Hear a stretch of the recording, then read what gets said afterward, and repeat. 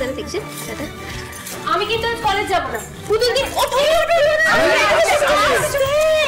না, আমার দাঁড়াও না। পুতুল দি আজ আমি খুব খুশি, মানে আমি জাস্ট ভাবতে পারছি না বাড়িতে একটা নতুন সদস্য আসবে, একজন পুচকে আসবে, আমাকে পিসিমণি বলে ডাকবে। আমি খুব খুশি হয়েছি পুতুল দি। ডুপ্লিকেট সব তো একেবারে শেষ হয়ে গেল, একেবারে লে হয়ে গেল, আর আমরা কিছুই করতে পারলাম না। কে বলেছে শেষ হয়েছে? আমি এখানে দাঁড়িয়ে দাঁড়িয়ে সব চোখে নিয়েছি। দেখ না কেমন লঙ্কা কাণ্ড বাঁধায়। পুতুল একেবারে নিজে থেকে পগার পার হয়ে যাবে। শোন, আমি যা করব তোরা শুধু তালে তাল মিলিয়ে যাবে, ঠিক আছে?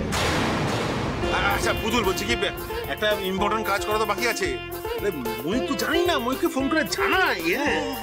না না বরখা, শোনো না, না ফোনটা করো না। ময়ূক দাদা আজকেই চলে আসবে, একেবারে এসেই জানবে। তুমি আর ফোন করো না। বলতি ভাই, ও বলতি ভাই, কি হয়েছে তোমার? তুমি এরকম চুপ করে আছো কেন? শরীর খারাপ করছে? না না, আমার কিছু হয়নি, ঠিক আছে। আসলে এই পুরো ব্যাপারটা আমি এখনো ঠিক বিশ্বাস করে উঠতে পারছি না। আরে বিশ্বাস করতে পারছো না তার কারণ হঠাৎ করে আমরা জানলাম তো, সেই জন্য বিশ্বাস করে নাও। ও মা, একটা দরকারি কথা বলছি কি, আমি আর প্রেম একটু বেরোচ্ছি, বুঝলে? আশেপাশে যারা আছে আত্মীয় স্বজন বন্ধু বান্ধব খবরটা জানিয়েছি, খুশির খবর চলবে। হ্যাঁ, আর চিন্তা করো না, যারা দূরে আছে তাদেরকে আমি ফোন করে দেবো। ফোন করে দেবো। আমিও যাই না তোমাদের সাথে। হ্যাঁ চলো দাঁড়াও।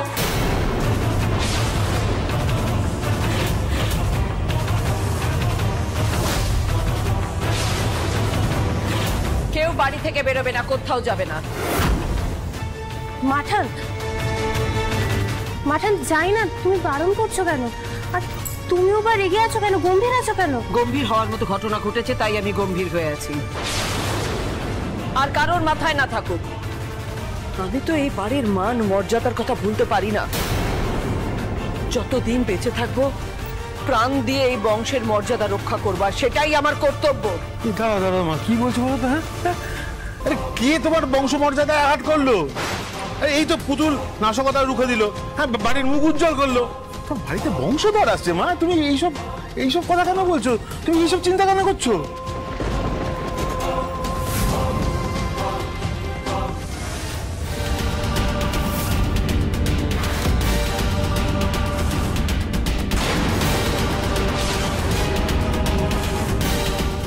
মাঠান, তুমি আমার প্রণাম নেবে না?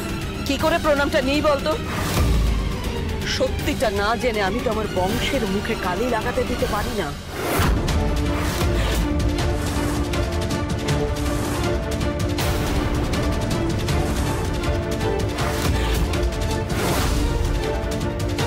তোর গর্ভে যে সন্তান, সেই সন্তান কার? তোর সন্তানের বাবাকে?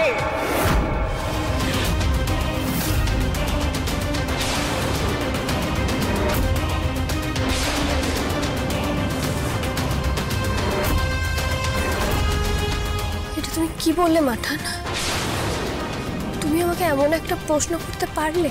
হ্যাঁ, প্রশ্ন করতে বাধ্য হচ্ছি, কারণ এই কদিন আগে তোর আর ময়ূখের নতুন করে ঘটা করে বিয়ে দেওয়া হলো। তারপর থেকে তোরা স্বামী স্ত্রীর মতো থাকতে শুরু করলি।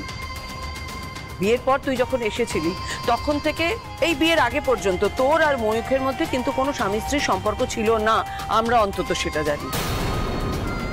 তাহলে তোর গর্ভে ময়ূখের সন্তান আসে কি করে পুতুল?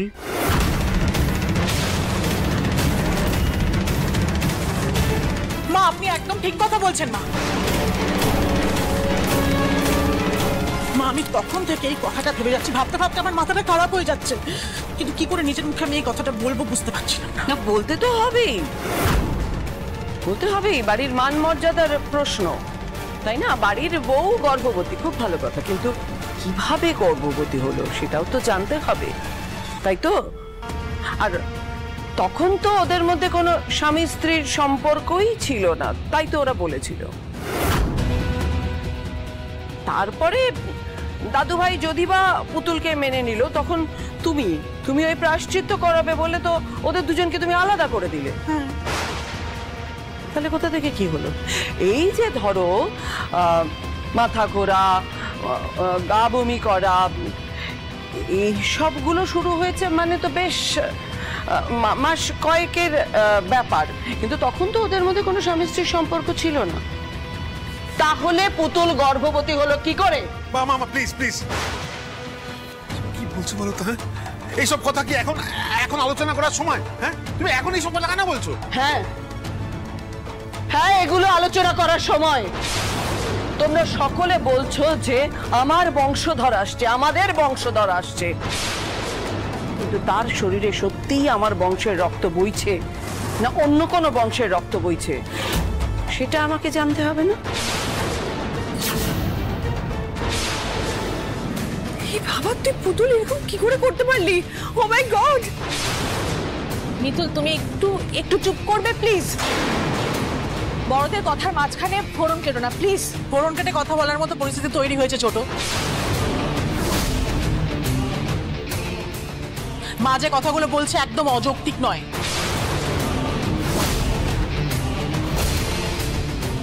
পুতুল, এদিকে ঘোর, আমার চোখের দিকে তাকা। একদম ভাবিস না যে তোকে আমরা ভালোবাসি বলে তুই আমাদের সবার চোখে ধুলো দিয়ে যা খুশি তাই করবি, অন্যায় করবি আর আমরা মেনে নেব। ঠিক করে বল, তোর গর্ভের সন্তানের বাবাকে?